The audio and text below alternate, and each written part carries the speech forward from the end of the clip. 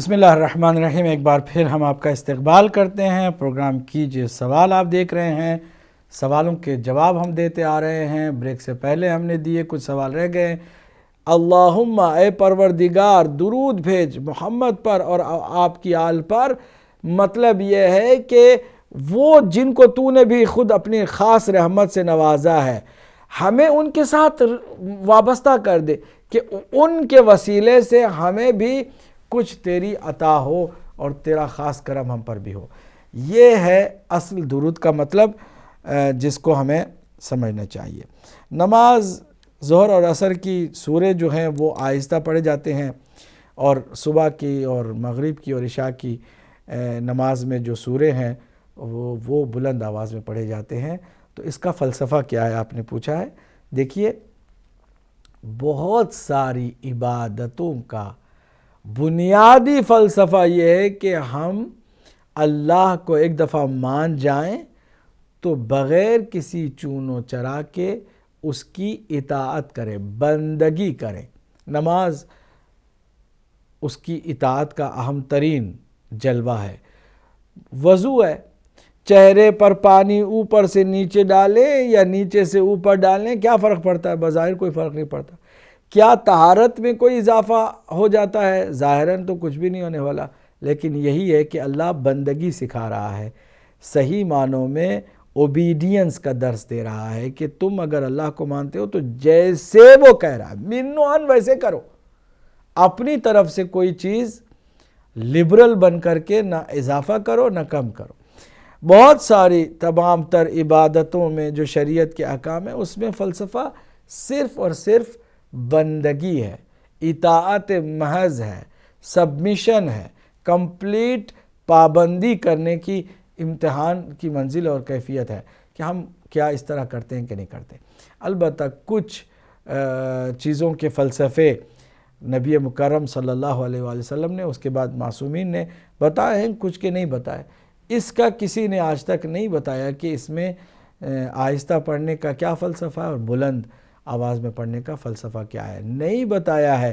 نہ ہمیں معلوم ہو، یہ کسی فلسفے کے انکار کی دلیل نہیں ہے۔ ہمارا نہ جاننا نہ ہونے پر دلیل نہیں ہے۔ فلسفہ یقیناً کوئی نہ کوئی ہوگا، لیکن مجموعی فلسفہ، کلی فلسفہ یہی ہے کہ ہم اطاعت محض کو سمجھیں اور کمپلیٹ سولی سبمیشن کو ہم اپنی زندگی کے اندر پیدا کریں۔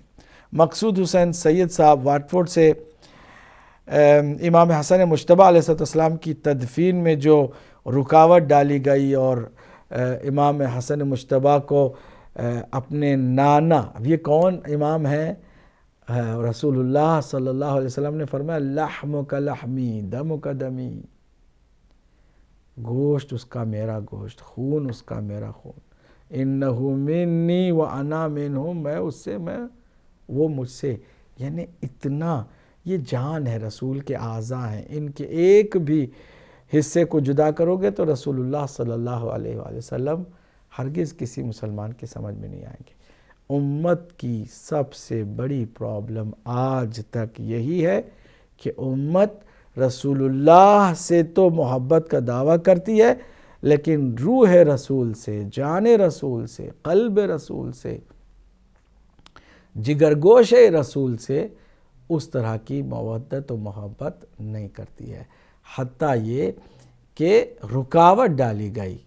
اب اندازہ لگائیے، حکومتیں چاہیں تو حکومت کرنے والے سرکاری کسی حاکم کو رسول اللہ کے پہلو میں دفن کر دیں، چاہیں تو رسول اللہ کے قلب و جان کو، گوشہ رسول کو، جگر گوشہ رسول کو رسول اللہ کے ساتھ دفن ہونے نہ دیں۔ اور پھر یہ کہ ملکیت کا جتانا عجیب ہے، عجیب، واللہ یہ بات عجیب ہے کہ رسول اللہ صلی اللہ علیہ وآلہ وسلم کی پراپرٹی میں ایک ان کی زوجہ کا بڑا حق ہے جو بار بار جتایا جاتا ہے، جبکہ خود ان کی بیٹی کو ان کے حق سے محروم کر دیا جاتا ہے۔ واللہ یہ بات عجیب ہے، کیسے مسلمان اس کو آسانی کے ساتھ برداشت کر لیتے ہیں کہ بھئی یہ کیسے ممکن ہے کہ اگر میراث جو بیٹی کو، اکلوتی بیٹی کو نہیں مل سکی ہے وہ بیویوں کو ملتی ہے، تو بیویوں پر بھی خاص ایک بیوی کو، اور پھر اس کا حق بار بار وہ جتاتی چلی جاتی ہے، اور کسی کو حتیٰ جگر گوشہ رسول کو بھی وہاں دفن کرنے کی اجازت نہیں دیتی۔ یہ اور بات ہے کہ روایتوں میں آئے کہ جو ہے وہ مروان نے رکاوٹ ڈالی تھی، تیر البتہ مروان نے برسائے تھے۔ ظاہر سی بات ہے دشمنی، یہ کس کا احسان چکایا جا رہا ہے؟ یہ امام حسن مجتبیٰ ہی تو تھے کہ جو جنگ جمل میں مروان جو قید ہو گیا تھا، اسیر ہو گیا تھا، اپنے بابا سے سفارش کرتے ہیں کہ مروان کو جو ہے رہا کر دیا جائے۔ یہ کتنی دفعہ احسان ان پر کیا جاتا ہے، اور اس کا یہ احسان کا بدلہ یہ دیا جاتا ہے کہ امام حسن مجتبیٰ علیہ السلام کو دفن۔ اب یہ کہ مروان اکساتا تھا یا کیا ہوا تھا، جو بھی تھا، ایک بات ہے، میں کہتا ہوں کہ اس وقت کسی کا بھی قصور نہیں تھا، صرف مروان کا ہی قصور تھا۔ تب بھی میں کہتا ہوں کہ مدینے میں رہنے والے ہر مسلمان کا قصور تھا کہ مروان کی منمانی کو سارے مدینے کے لوگ روک نہیں سکے۔ اگر امام حسن مجتبیٰ کے وقت سارے کے سارے مدینے کے مسلمان جتنے تابعین ہیں، صحابہ کی اولاد، وہ سارے کے سارے وفا کا ثبوت پیش کرتے اور امام حسن مجتبیٰ کی وصیت پر عمل ہوتا اور مروان کی بات نہ چلتی، تو شاید کربلا کی وہ جو افسوسناک داستان ہے اس میں یا تو بالکل وہ داستان ہی نہ ہوتی یا کمی آ جاتی۔ دیکھیے لاپرواہی امت مسلمہ کی کس حد تک ہو گئی ہے۔ سردار ہیں جوانان جنت کے، رسول اللہ کے جگر گوشہ ہیں، لیکن انہیں دفن نہیں کیا جا رہا ہے اور روکا جا رہا ہے، باقاعدہ روکا جا رہا ہے۔ اگر یہ ہے وفا محمد مصطفیٰ صلی اللہ علیہ وآلہ وسلم کے ساتھ، تو پھر دنیا میں بے وفائی نام کی چیز ہونی ہی نہیں چاہیے، اگر اس کو وفا آپ مان لیں۔ بہرحال آپ نے ایک درد کو کریت دیا ہے، تو یہ درد ہر صاحب بصیرت کا درد ہے، ہر شعور رکھنے والے کا درد ہے، ہر عاشق اور محب کا درد ہے۔ جب کسی عاشق کو یہ پتہ چلتا ہے نا کہ اس وقت کے مسلمان مدینے میں رہنے والے کس طرح کے بے حس اور لاپرواہ تھے کہ جگر گوشہ رسول کو رسول کے پہلو میں دفن نہیں ہونے دیا جا رہا، اور سارے کے سارے خاموش۔ انیس حیدر صاحب نیو یارک سے، امام موسیٰ کاظم کی اولاد بہت زیادہ ہے اور امام علی نقی علیہ السلام کی اولاد کم ہے، تو دنیا میں موسوی سعادات کم کیوں ہیں اور نقوی سعادات زیادہ کیوں ہیں؟ میں ان کی خدمت میں عرض کروں کہ امام علی نقی علیہ السلام کے 5 فرزند تھے۔ حسین ایک کا نام تھا، دوسرے کا نام تھا حسن عسکری علیہ السلام، تیسرے کا نام تھا محمد، چوتھے کا نام تھا جعفر، اور 5ویں کا نام تھا علیہ۔ اور یہ 5 نام تاریخ میں ملتے ہیں۔ حضرت امام موسیٰ کاظم علیہ السلام کی اولاد کثیر ضرور ہوئی، لیکن شہادتوں کا بھی سلسلہ بہت زیادہ رہا۔ بہت ساری اولاد کی شادیاں نہیں ہوئیں۔ دیکھیے نا، نسل کو بڑھانے کے لیے کم سے کم شادی کا ہونا ضروری ہے۔ بہت ساری، ایک بیٹی ہیں فاطمہ معصومہ سلام اللہ علیہ، ان کی شادی نہیں ہوئی۔ پھر اس کے بعد اور بھی جو بیٹے تھے بہت سارے، ان کی جوانی کے عالم میں شہادت ہو گئی ہے۔ لہٰذا اس اعتبار سے ریشو جو ہے موسوی سعادات کا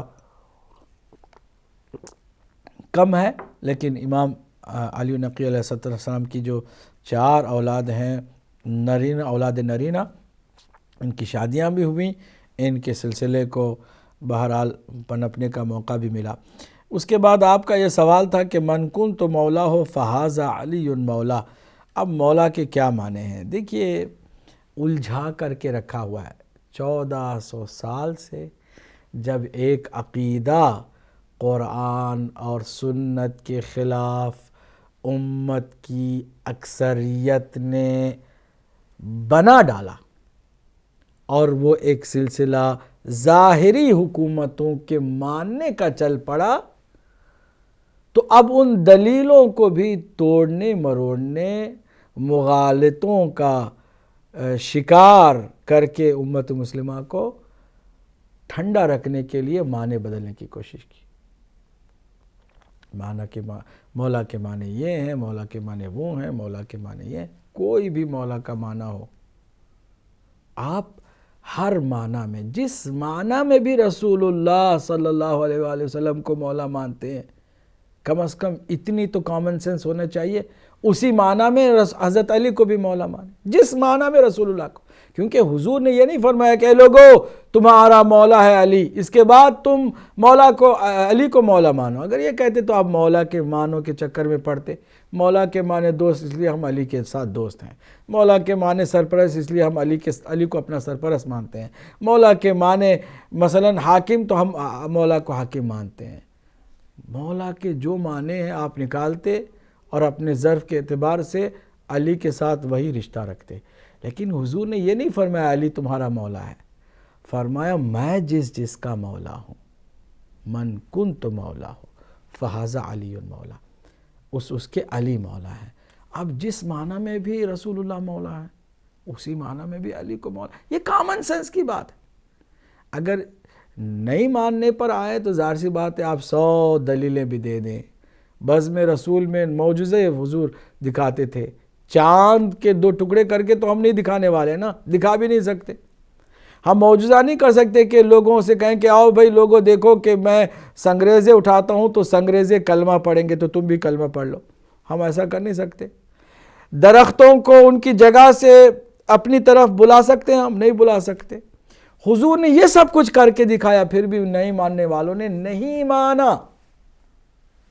اب یہ واضح مولا کے معنی کو نہیں ماننے والے نہیں مانیں گے، لیکن یہ نہیں کہ ہم اس کا ذکر ختم کر دیں گے۔ دل موجود ہیں جو پاک ہیں، جن کے دل میں گنجائش ہے ماننے کی حق بات کو، وہ مانتے ہیں۔ ہر سال غدیر کے دن ہم ذکر کرتے ہیں، اور ہر سال سینکڑوں نہیں، ان سالوں میں تو ہزاروں کی تعداد میں لوگ مذہب اہل بیت کو اپنا کر کے، علی کو اپنا مولا مان کر کے، علی کو خلیفہ بلا فصل تسلیم کر کے وہ آ رہے ہیں، اور وہ جو ایک لمبا عرصہ ہے ظاہری حکمرانوں کو ماننے کا، اس کو وہ چھوڑ رہے ہیں۔ یہ تو جو ماننے والے ہیں وہ مانیں گے، جن کو نہیں ماننا ہے وہ مانوں کے چکر میں آپ کو الجھا کے رکھیں گے، خود بھی الجھے ہوئے ہیں، آپ کو بھی الجھا کے رکھیں گے۔ کیا قرآن مجید میں مولا کا لفظ آیا؟ یقیناً آیا ہے۔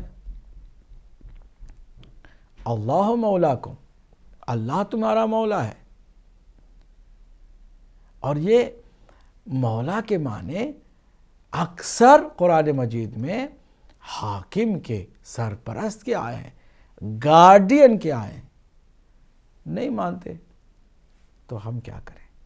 اور میں ایک مزے کی بات انشاءاللہ عنقریب، چونکہ ایک اسپیشل پروگرام ہم چاہیں گے کہ کل سے شروع کریں غدیر کے سلسلے میں، تو ایک بہت ہی خوبصورت بات جو عرض کرنے جا رہا ہوں، جتنے بھی اہل سنت کی کتابیں ہیں اس میں حضرت ابوبکر کی خلافت کے لیے بھی لفظ ولایت کا استعمال ہوا ہے، حضرت ابوبکر عمر کے لیے بھی، حضرت عثمان کے لیے بھی۔ اگر یہ لفظ اس معاشرے میں خلافت کے لیے، حکومت کے لیے استعمال ہوتا رہا ہے تو صرف مولا علی کے لیے یہ ہے، سوتلا سلوک کے نہیں۔ یہ لفظ وہاں جو ہے وہ مولا کے معنی جو ہے کچھ اور ہو جائیں گے، حاکم اور حکومت کے اور خلافت کے نہیں ہوں گے۔ یہ دوغلی سوچ کتابوں کے اندر نہیں ہے، لوگوں کے دماغوں میں یہ سوچ ڈال دی گئی ہے۔ لیکن اگر آپ کتاب دیکھیں صحیح بخاری میں، صحیح مسلم میں اور دیگر کتابوں میں جو ٹرم یوز ہوئی ہے خلافت کے لیے، وہ یہی لفظ ولایت اور ولی اور مولا کے لفظ ہیں۔ اگر یہ لفظ حکومت کے لیے، خلافت کے لیے استعمال ہو سکتے ہیں سب کے لیے، تو پھر مولا علی کے لیے وہ کیوں استعمال نہیں ہو سکتے؟ کیا بات ہے کہ ہر بات میں آپ کو ٹیڑھا ہی دیکھنا ہے اور ٹیڑھا ہی سوچنا ہے۔ ہم اس پر جو ہے نا مزید بات کریں گے، تفصیل سے پروگرام کل سے ہونے جا رہے ہیں انشاءاللہ۔ قرآن میں جہاں جہاں آیا ہے اور جس معنی میں بھی آیا ہے تفصیل کے ساتھ ہم آپ کی خدمت پیش کریں گے انشاءاللہ۔ تو ابھی مختصر سے وقفے کی طرف جا رہے ہیں، جو سوال رہ گئے ہیں ان کے جواب بھی بریک کے بعد آپ کی خدمت میں ضرور پیش کریں گے انشاءاللہ۔